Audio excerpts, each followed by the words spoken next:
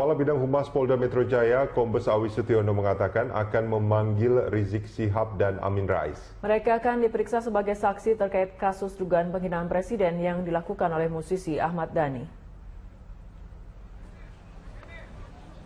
Sedianya ada 8 orang yang akan dipanggil penyidik terkait kasus tersebut. Mereka yakni Habib Rizik, Amin Rais, Munarman, Egy Sujana, Ratna Sarumpait, Mulan Jamila, dan Ahmad Dhani sendiri.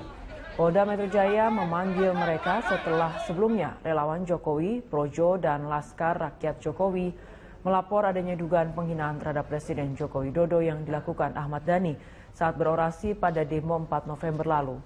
Menurut Awi, dalam perkara ini Ahmad Dhani diduga melanggar KUHP pasal 207 tentang penghinaan terhadap penguasa dan badan hukum. Kapolri Jenderal Tito Karnavian mencium adanya agenda makar dalam rencana unjuk rasa lanjutan yang digelar pada 2 Desember mendatang. Untuk itu Kapolri mengingatkan massa menggurungkan aksi yang bisa mengganggu ketertiban umum. Kapolri Jenderal Tito Karnavian mengungkapkan rencana aksi 2 Desember memiliki agenda terselubung. Polri menduga aksi tersebut berupaya menjatuhkan pemerintah Joko Widodo Yusuf Kala sebab polisi sudah mengetahui adanya rapat-rapat terkait agenda politik, diantaranya agenda untuk melakukan makar. Untuk itu Kapolri berjanji akan menindak tegas sesuai aturan hukum yang berlaku. Dan kita sudah dapat mendapatkan informasi ini sebetulnya bukan masalah berkas perkara atau proses hukumnya lagi yang dipermasalahkan, tapi ada upaya-upaya rapat-rapat yang sudah kita pelajari dengan agenda politik lain, diantaranya adalah upaya untuk melakukan makar, sehingga bila itu terjadi kita akan lakukan tindakan tegas. Dan kita sudah mencatat, kita akan lakukan tindakan tegas sesuai aturan hukum yang berlaku. Senada dengan Kapolri, Panglima TNI Jenderal Gatot Nurmantio memastikan prajurit TNI bersama Polri siap mengamankan negara kesatuan Republik Indonesia. Prajurit TNI juga dari segi agama apapun siap melakukan jihad mengamankan negara. Panglima berharap kejadian ini tidak boleh berlarut agar masyarakat bisa hidup tenang. Untuk itu prajurit TNI akan mengamankan situasi tanpa senjata. Apabila seperti yang dikatakan oleh Pak Kapolri itu adalah tindakan makar, maka itu bukan urusan kepolisian saja, tapi udah urusan TNI juga. Dan saya juga sudah memerintahkan para Pakotama menyiapkan prajurit-prajuritnya untuk dilatih, disiapkan yang sehat, dan untuk diketahui oleh seluruh masyarakat negara kesatuan Republik Indonesia bahwa prajurit TNI sejak dia masuk, dididih, disumpah, para prajurit saya sudah memenuhi syarat-syarat dari segi agama apapun yang dia anut untuk melakukan jihad. Sementara itu, Presiden Joko Widodo menegaskan isu upaya makar yang terselip dalam rencana aksi 2 Desember 2016 menjadi tanggung jawab TNI dan Polri. Presiden menyerahkan sepenuhnya kewaspadaan dan penanganannya kepada aparat keamanan. Ya, itu tugasnya Polri dan tugasnya TNI untuk waspada. Yang membahayakan NKRI, yang membahayakan demokrasi kita. Tugasnya Polri dan TNI. Dan semuanya harus merujuk pada ketentuan-ketentuan hukum yang ada. Udah, dari saya itu. Kepolisian menduga ada upaya makar dalam aksi 2 Desember 2016. Aksi tersebut menuntut penuntasan kasus dugaan penistaan agama yang melibatkan Gubernur nonaktif DKI Jakarta, Basuki Cahayapurnama atau Ahok, hingga melengsarkan pemerintahan Joko Widodo Yusuf Kala. Tim Liputan Berita 1, Jakarta. Anda menyaksikan News Update bersama saya Fitri Megantara. Pemirsa, pemeriksaan terhadap Gubernur DKI Jakarta nonaktif Basuki Cahayapurnama sebagai tersangka kasus penistaan agama akan berlangsung hari ini di Gedung Rupatama Mabes Polri. Kadif Humas Polri menyatakan pemeriksaan akan dijadwalkan pada pukul 9 pagi. Dan untuk mengetahui situasi terkini di Mabes Polri, kita akan langsung bergabung dengan reporter Tika Bermau dan juru kamera Rinto Harahap dari Mabes Polri. Tika, pemeriksaan perdana Ahok dijadwalkan pagi ini. Apakah Ahok sudah terlihat tiba di Mabes Polri? Selamat pagi Fitri, memang benar bahwa Basuki Cahayapurnama akan diperiksa pada hari ini sebagai tersangka kasus dugaan penistaan agama, di mana ini merupakan pemeriksaan perdananya setelah ditetapkan menjadi tersangka pada tanggal 16 November 2016 yang lalu. Dan memang pada pukul 8 pagi waktu Indonesia Barat ini belum terlihat kedatangan dari Basuki Cahayapurnama ataupun kuasa hukumnya Sira Prayuna dan kawan-kawan, karena memang dijadwalkan pemeriksaan akan dilaksanakan pada pukul 9 pagi waktu Indonesia Barat atau 1 jam lagi. Fitri, memang kasus dugaan penistaan agama ini masih terus diperiksa oleh atau disidik oleh para penyidik Mabes Polri, dan memang sejak penetapan tersangka setiap harinya polisi terus menggali keterangan dari beberapa saksi dan juga ahli untuk disusun dalam berita acara pemeriksaan dan untuk melengkapi berkas perkara. Dan nanti apabila tidak ada kendala, polisi optimis bahwa berkas perkara dari kasus dugaan penistaan agama ini dapat selesai dalam waktu 1 pekan atau 1 minggu. Kemudian berkas perkara ini akan diberikan ke pihak jaksa dan jaksa akan mempelajarinya, dan apabila pihak kejaksaan telah menyatakan bahwa berkas perkara ini lengkap atau dengan istilah P21, maka kasus dugaan penistaan agama ini dapat dilimpahkan ke persidangan. Seperti yang diketahui sebelumnya bahwa pihak kepolisian merencanakan untuk sidang kasus dugaan penistaan agama ini akan digelar secara terbuka, seperti kasus yang sempat menarik perhatian publik sebelumnya, yaitu kasus kematian Wayan Mirna Salihin dengan terdakwa Jessica Kumala Wongso ini, agar masyarakat dapat melihat langsung secara langsung dan transparan penanganan dari kasus dugaan penistaan agama ini. Dan seperti yang kita ketahui bahwa Basuki Cahayapurnama ini telah disangkakan dengan pasal 156A KUHP yang isinya melakukan perbuatan penodaan terhadap suatu agama di Indonesia, dan maksimal penjara atau pidana yaitu selama 5 tahun penjara.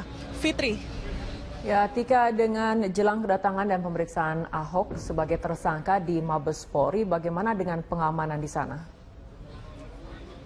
Ya Fitri, memang biasanya untuk pemeriksaan tersangka pada umumnya ini dilakukan di kantor Bareskrim Polri yang saat ini terletak di gedung KKP di kawasan Jakarta Pusat.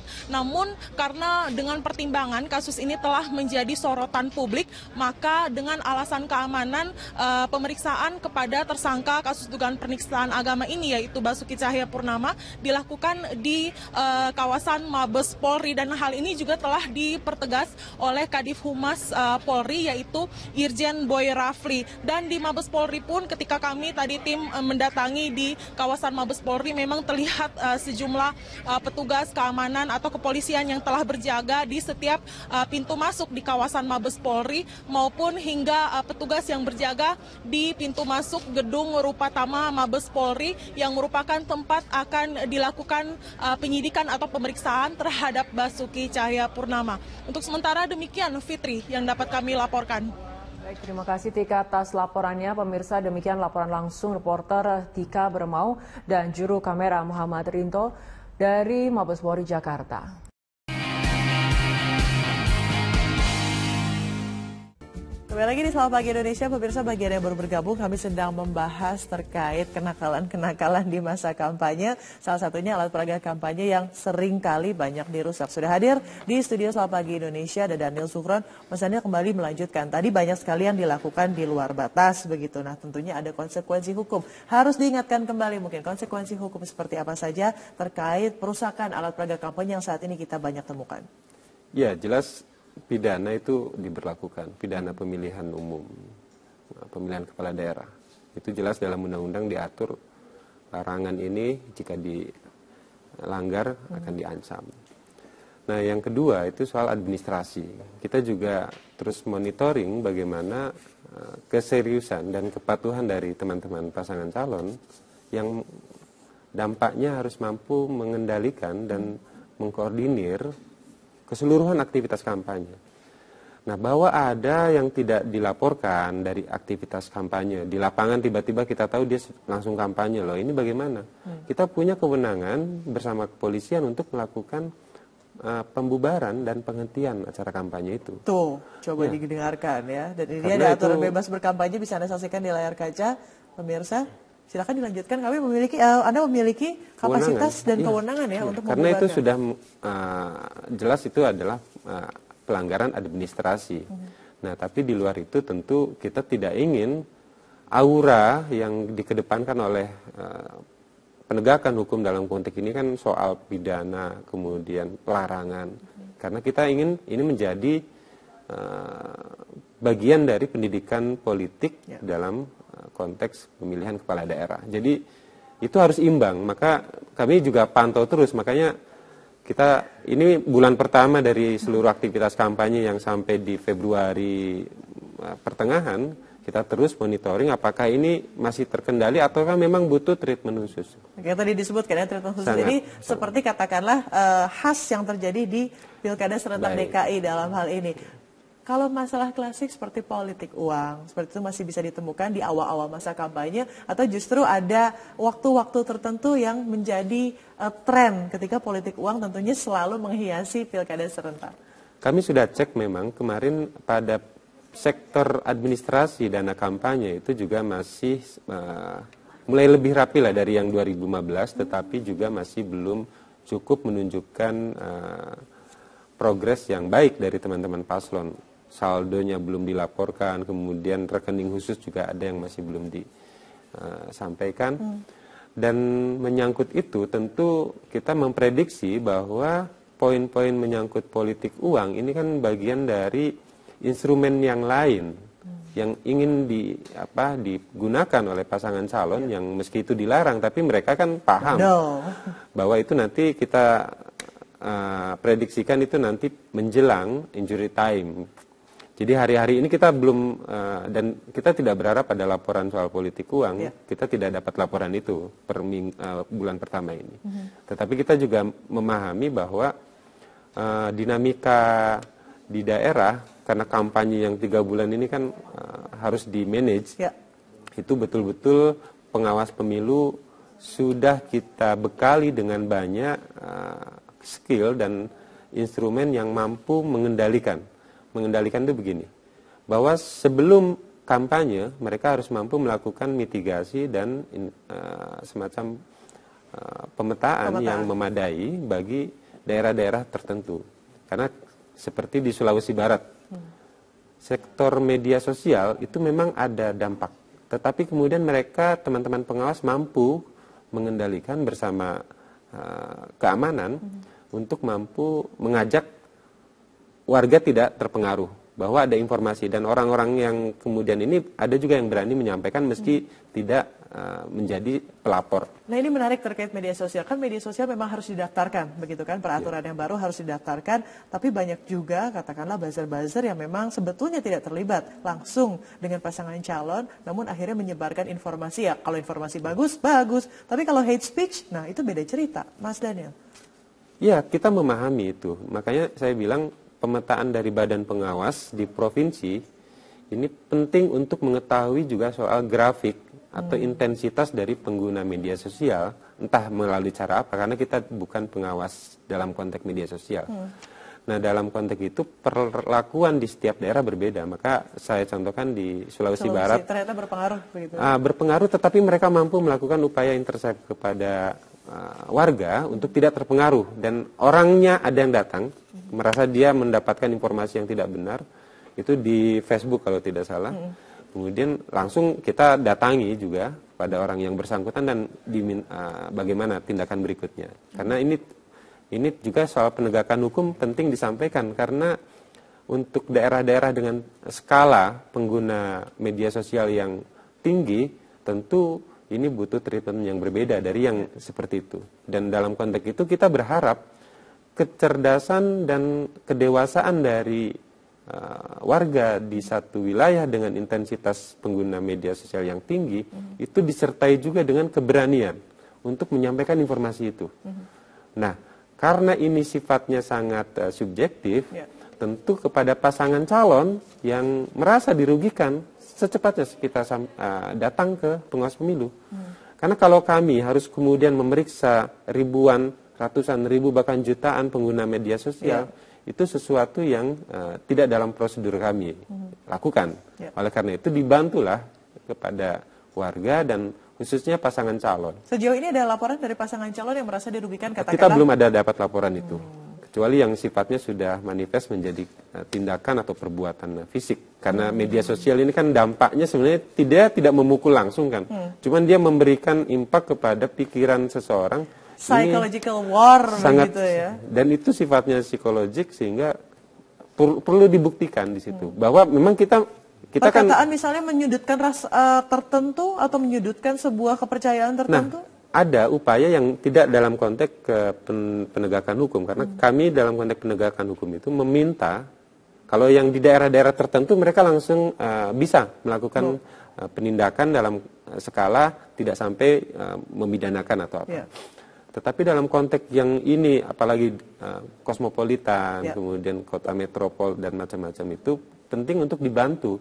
Jadi sejalan lah, inline dengan soal pengguna yang begitu marak, diimbangi dengan kecerdasan dan kedewasaan untuk menyampaikan informasi ini betul-betul sudah mengganggu taraf ketertiban, kemudian kerukunan, sehingga Panwas kan kita punya sampai di tingkat kelurahan. Ya, betul. Jadi itu sudah siap teman-teman itu. Cuman kalau secara langsung mengawasi, mungkin kita tidak cukup mampu untuk mengawasi ribuan dan jutaan pengguna media sosial. Tapi sebagai media tentunya akan membantu nanti sangat, dari Panwaslu untuk kita mengawal, begitu persis, ya? Kita sangat berharap siapapun membantu untuk ini kepentingan kita bersama. Betul. Tetapi yang dirugikan itu datanglah kepada kami, untuk bisa kami tidak lanjuti. Karena kami memantau ya, ini masih bulan pertama, bulan kedua, bulan ketiga, selain soal politik uang juga ini kan intensitas gelontoran dari konten, kemudian bentuk, termasuk media sosial, sekiranya masif, kita begitu ya? Dibutuhkan, kita akan koordinasi di tingkat nasional dengan Barreskrim dan juga kita akan kawal Kominfo. Pesta Demokrasi ini nanti di Indonesia 2017. Terima kasih Mas Daniel Sukron sudah hadir di sini memberikan pencerahan untuk kita semua. Dan pemirsa, Selamat Pagi Indonesia masih akan kembali selepas jeda berikut terkait gerakan toleran. Toleran seperti apa? Temukan jawabannya sesaat lagi.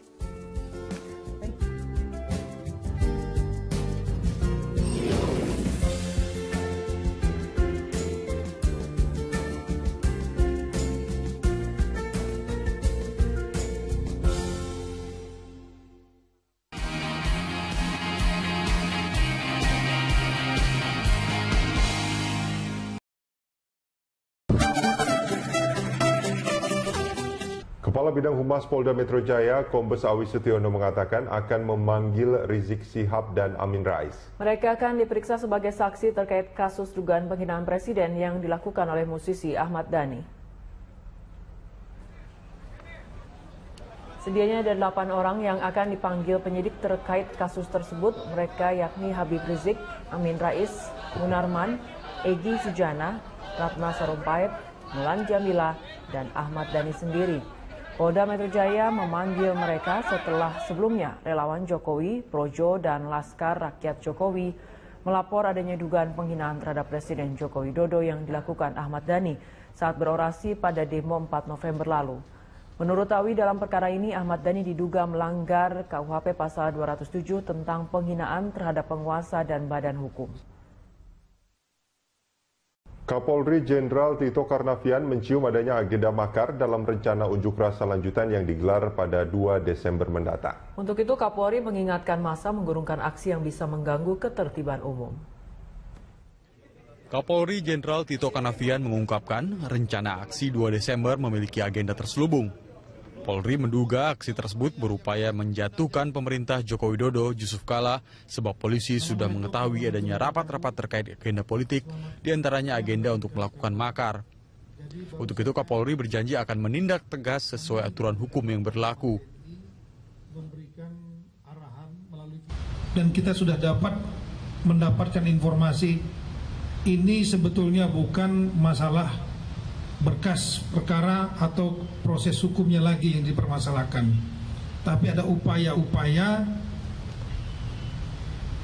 rapat-rapat yang sudah kita pelajari dengan agenda politik lain, diantaranya adalah upaya untuk melakukan makar, sehingga bila itu terjadi kita akan lakukan tindakan tegas, dan kita sudah mencatat kita akan lakukan tindakan tegas sesuai aturan hukum yang berlaku. Senada dengan Kapolri, Panglima TNI Jenderal Gatot Nurmantio memastikan prajurit TNI bersama Polri siap mengamankan negara kesatuan Republik Indonesia. Prajurit TNI juga dari segi agama apapun siap melakukan jihad mengamankan negara. Panglima berharap kejadian ini tidak boleh berlarut agar masyarakat bisa hidup tenang. Untuk itu prajurit TNI akan mengamankan situasi tanpa senjata. Apabila seperti yang dikatakan oleh Pak Kapolri itu adalah tindakan makar, maka itu bukan urusan kepolisian saja. Yang dapat kami laporkan. Baik, terima kasih Tika atas laporannya. Pemirsa, demikian laporan langsung reporter Tika Bermau dan juru kamera Muhammad Rinto dari Mabes Polri Jakarta.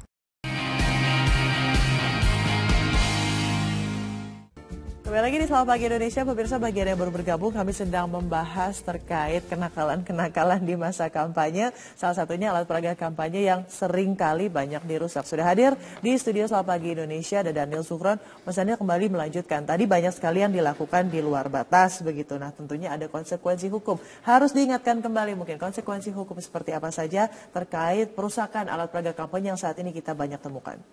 Ya jelas. Pidana itu diberlakukan, pidana pemilihan umum, pemilihan kepala daerah. Itu jelas dalam undang-undang diatur larangan ini jika dilanggar akan diancam. Nah yang kedua itu soal administrasi. Kita juga terus monitoring bagaimana keseriusan dan kepatuhan dari teman-teman pasangan calon yang dampaknya harus mampu mengendalikan dan mengkoordinir keseluruhan aktivitas kampanye. Nah, bahwa ada yang tidak dilaporkan dari aktivitas kampanye, di lapangan tiba-tiba kita tahu dia langsung kampanye loh, ini bagaimana? Kita punya kewenangan bersama kepolisian untuk melakukan pembubaran dan penghentian acara kampanye itu. Tuh, coba didengarkan ya. Dan ini ada aturan bebas berkampanye, bisa Anda saksikan di layar kaca, pemirsa. Silakan dilanjutkan. Kami memiliki, Anda memiliki kapasitas dan kewenangan ya untuk karena itu sudah jelas itu adalah pelanggaran administrasi. Nah, tapi di luar itu tentu kita tidak ingin aura yang dikedepankan oleh penegakan hukum dalam konteks ini kan soal pidana, kemudian pelarangan. Karena kita ingin ini menjadi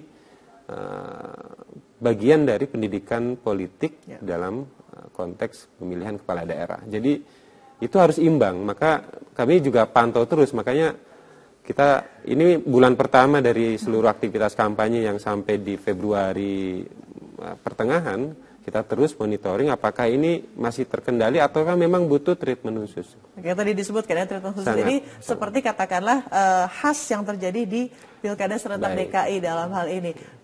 Kalau masalah klasik seperti politik uang, seperti itu masih bisa ditemukan di awal-awal masa kampanye, atau justru ada waktu-waktu tertentu yang menjadi tren ketika politik uang tentunya selalu menghiasi Pilkada serentak.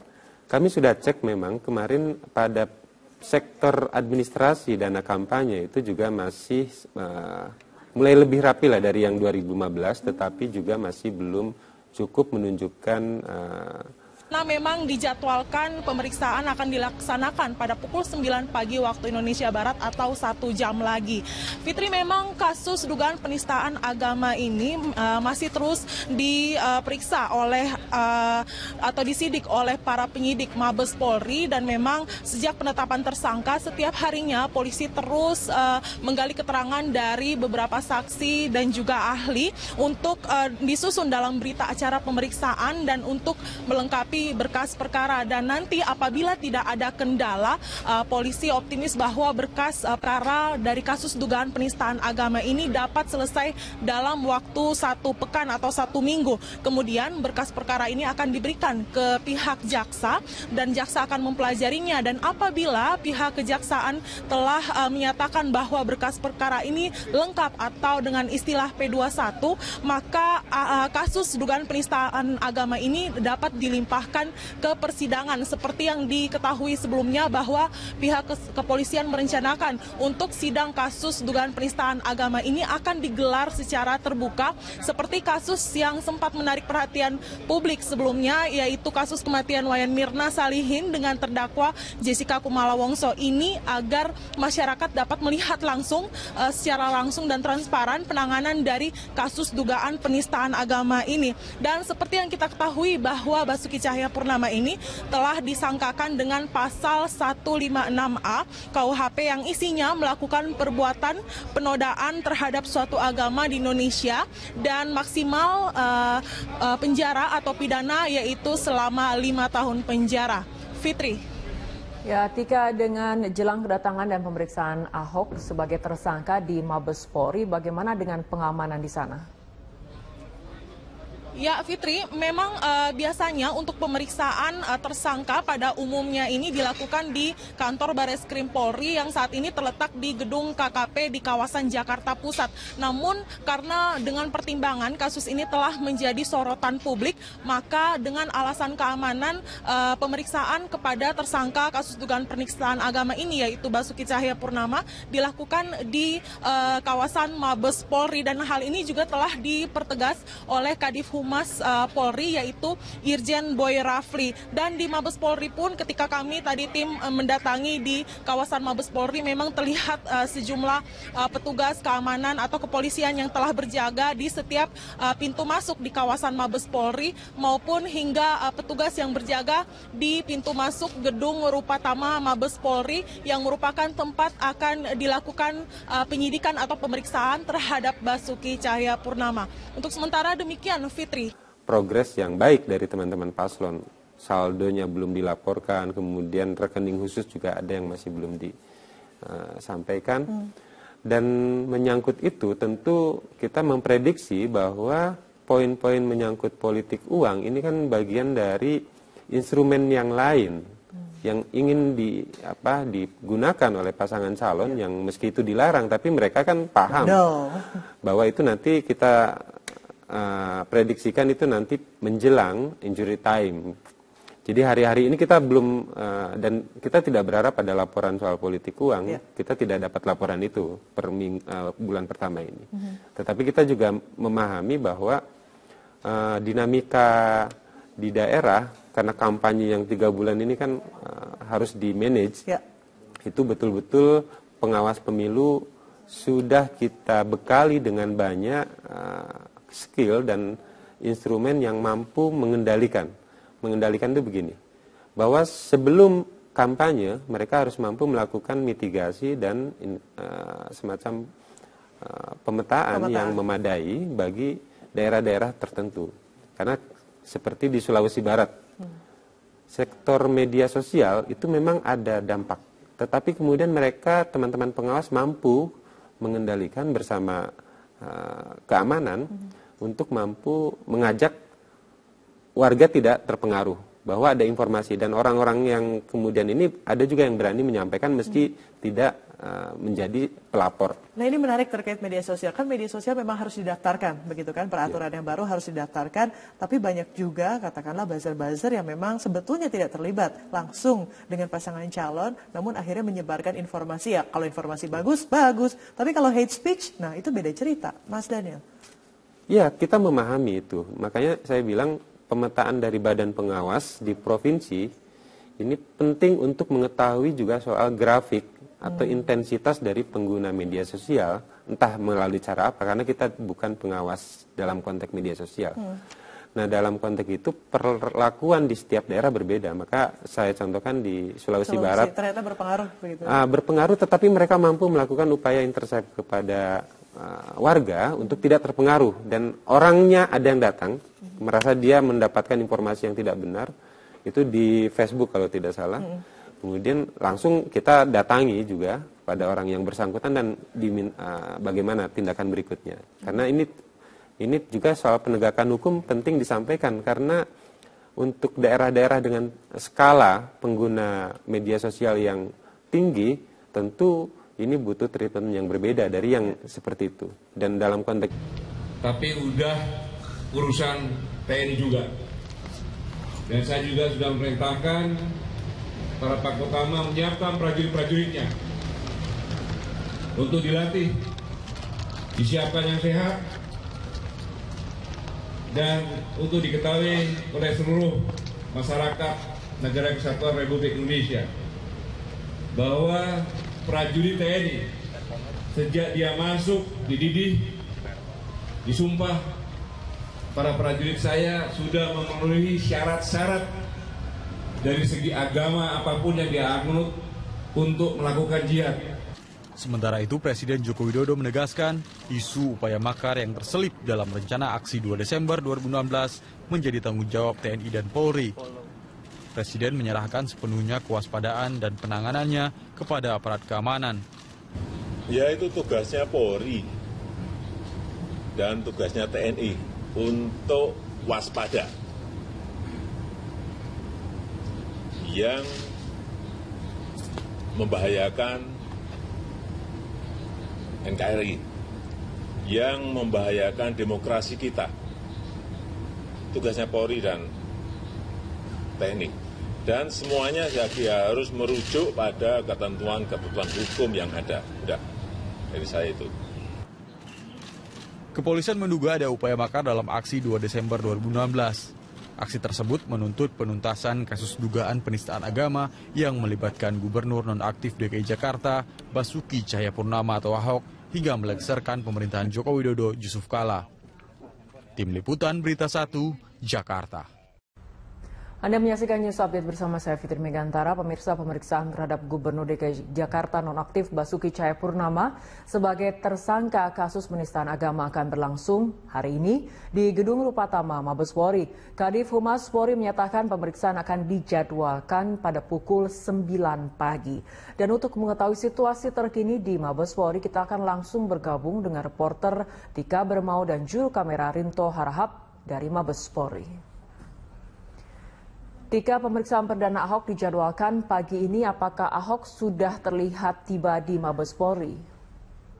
Selamat pagi Fitri, memang benar bahwa Basuki Cahayapurnama akan diperiksa pada hari ini sebagai tersangka kasus dugaan penistaan agama, di mana ini merupakan pemeriksaan perdananya setelah ditetapkan menjadi tersangka pada tanggal 16 November 2016 yang lalu. Dan memang pada pukul 8 pagi waktu Indonesia Barat ini belum terlihat kedatangan dari Basuki Cahayapurnama ataupun kuasa hukumnya Sira Prayuna dan kawan-kawan karena